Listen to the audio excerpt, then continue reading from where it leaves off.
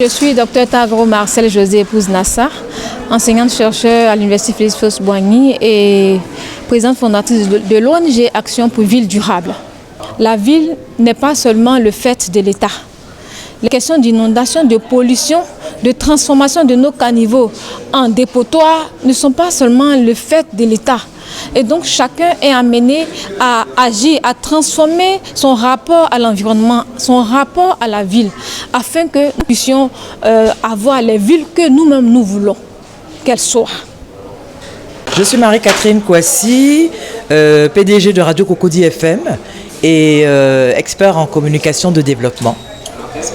Nous vivons dans un environnement où il y a des inondations, où il y a un certain nombre de catastrophes. Écoutez, si on ne sait pas ce qui provoque ces inondations, ces catastrophes, on va continuer comme ça et on va toujours être en alerte. Alors que si on sait de quoi il est question, si on sait qu'est-ce qu'il faille faire pour éviter ces catastrophes, si on a des solutions, en d'autres termes, si on a des solutions, ma foi, tout se passera bien. Et c'était important d'être là pour moi. En tant que radio, faire en sorte que nous puissions adapter nos programmes.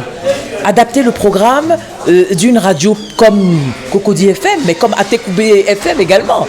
Toutes les radios en Côte d'Ivoire aujourd'hui, c'est plus de 200 radios.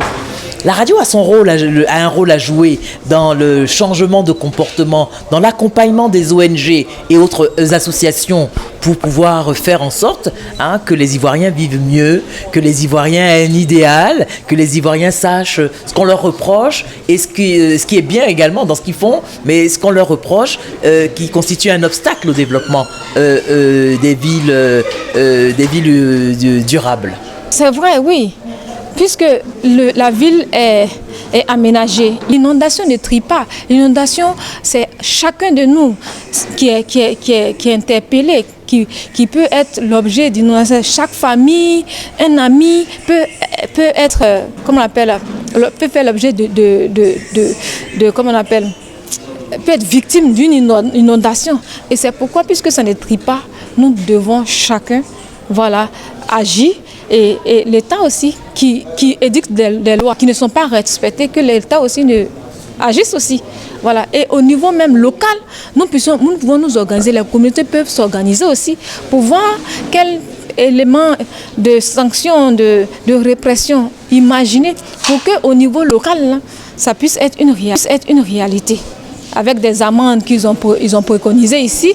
Mais est-ce que la répression aussi fait aussi vraiment peut tout résoudre? C'est pourquoi nous, en tout cas moi, à mon avis, privilégie la prise de conscience, la transformation de nos niveaux de conscience pour que l'État ne soit pas là à nous poursuivre à tout moment. C'est un appel. Chacun est invité à transformer sa manière de faire pour que nous puissions avoir des villes comme celles des pays dits développés. Est-ce qu'on observe des transformations des caniveaux en dépotoirs? Nous voulons ce qui est bon. C'est à nous d'agir. Déjà à la maison, parler à nos enfants, à nos frères, au quartier. On peut s'organiser. Quel est le quartier que je veux? Quelle est la ville que je veux? Et tout dépend de nous, non pas seulement de l'État. Merci beaucoup. Qu'on soit en Côte d'Ivoire, qu'on soit en Afrique, qu'on soit dans le monde entier, les choses se résument au changement de comportement, à l'acceptation des comportements à avoir pour éviter les catastrophes naturelles. Je dis, il y a une grande pluie, on n'y peut rien, on fait quoi? On subit. Mais quand on a respecté les choses, qu'on n'habite pas n'importe où, qu'on n'habite pas dans une zone marécageuse, qu'on n'habite pas dans une zone qui nous empêche de dormir tranquillement, ma foi, on n'a aucun souci. Mais quand on va construire son habitation sur une zone, sur un terrain qui bouge, sur un terrain qui n'est pas adéquat, on subit ces catastrophes-là. Vous voyez, dans les pays européens, c'est vrai qu'il y a des catastrophes naturelles, mais on arrive à gérer ça, on arrive à faire en sorte que les populations n'en souffrent pas trop. Dans nos pays, on parle de quartiers précaires, souvent ce sont les quartiers précaires qui souffrent lorsqu'il y a des catastrophes naturelles. Faisons en sorte que ces quartiers précaires-là ne souffrent plus ou souffrent moins, en leur proposant parfois de déménager, en leur proposant des endroits beaucoup plus adéquats à la vie, tout simplement. Et ma foi, tout se passera bien. Donc c'est un problème général, hein. Les catastrophes naturelles, on ne les évite pas, mais on change nos comportements pour faire en sorte que les infrastructures mises à nos dispositions par l'État, par les différents États, soient des infrastructures qui soient respectées et utilisées comme on doit pouvoir les utiliser. Ça, c'est important.